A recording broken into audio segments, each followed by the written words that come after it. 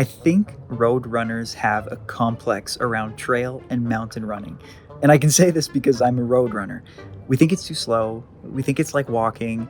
There's even a belief that people go to the trails because they can't handle the intensity of the marathon. What did you say, punk? And I think that's a problematic belief, not only because I don't think that it's true, but also because I think that it leads road runners to completely overdo the hills the first time they try them and either get burnt out, injured, or tired. Now, I had the chance to do a 4-day running trip in the Alps, and I've come up with 5 things that I think all road runners should know before tackling the mountains. Okay, so specifically, we're in the Sainte-Foy-Tarentaise region of the French Alps, which is really close to the Italian border, way east in the country.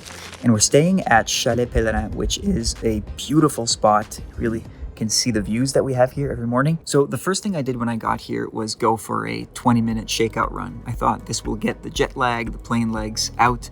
And so I left the cottage boundaries and I realized that there were 2 ways to go, either up or down. So I went 10 minutes downhill and I turned around and bombed it uphill. And 5 minutes into that uphill part, I realized that I was gaining around like 20 meters of elevation per minute, which is quite a bit.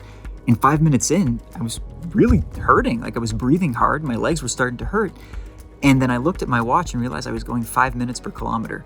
And that totally got in my head. Too slow! Now, I was expecting an unflattering split because the terrain was so up and down, but this needs to be said.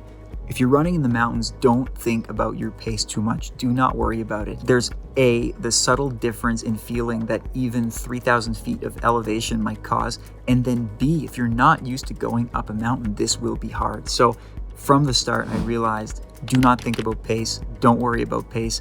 Run without a watch if you can.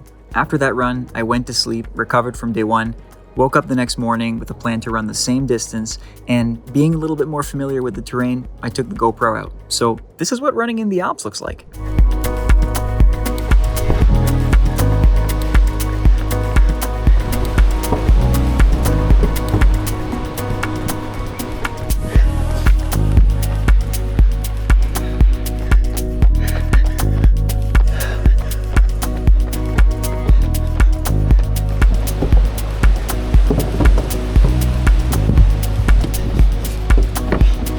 So this trip had a lot of optional group hikes, so I participated in all of them. And now this is where the complex comes in. As a road runner, I don't consider hiking to be that hard, or at least I didn't. And so I thought, whatever, it's just a way to pass the afternoon. I finished the hike with sore legs. The thing is, when you're not used to walking downhill, it can really hurt the quads. So that's the other thing to keep in mind. If you go in the mountains and you do any type of like mountain walking, hiking, count that, because that is a stressor on your body. And so there I was, waking up on day 3, feeling a little bit sore. Okay, day 3 in the Alps. We're just getting ready for run number 3, which is just a 30-minute run. Yesterday, we hiked about 300 meters up to this chalet. This is where we stayed last night. It's actually beautiful inside, very understated. And we are now about almost 4,000 feet. I'm not sure if I feel much of an effect in terms of my breathing. It's obviously way too soon to get any training benefit. I think those usually come around 2 weeks in. What I do feel though is some delayed onset muscle soreness in my quads. So yesterday I was pulled into a walk with the other 3 guests here who are all trail runners. And so I quickly learned that a walk for them means a 3.5-hour hike up the mountain that you see behind me. Listen, don't take hiking too lightly. It might not be that much of a cardiovascular effort, but it is a muscular effort, especially going downhill. So this morning, what I did is I found 5 minutes of relatively flat trail, and I plan to just do that over and back. I'm adding no hills today at all because I just want to make sure I'm not overdoing it and not getting hurt. And frankly, I'm happy that this has been more of a recalibration week in terms of mileage, because coming here and just continuing my regular workouts, I think would have been a whole lot to chew because of the altitude, but especially because of the up and downs. So that's it. Let's go. Run number 3.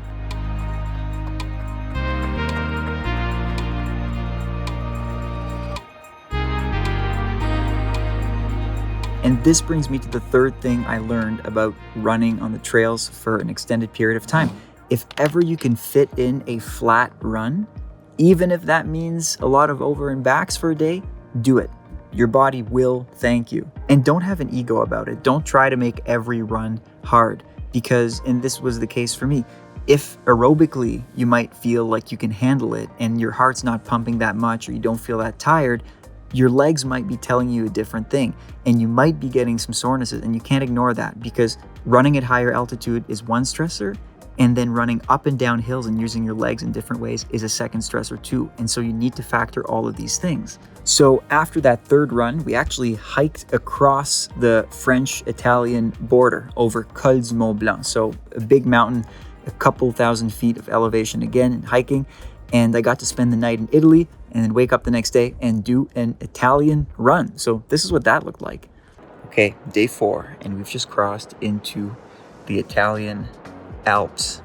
On the docket is 30 minutes today. I'm guessing that after today and tomorrow, things will probably ramp up a little bit because my back feels fine, body feels good. Only thing that's sore are my legs. The downhills are tough, so it's been a funny type of cross training because my quads are somewhat on fire, to be honest.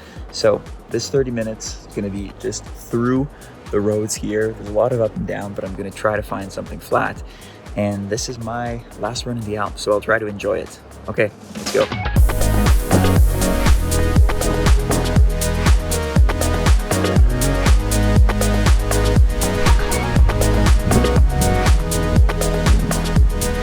Okay, so there you have it.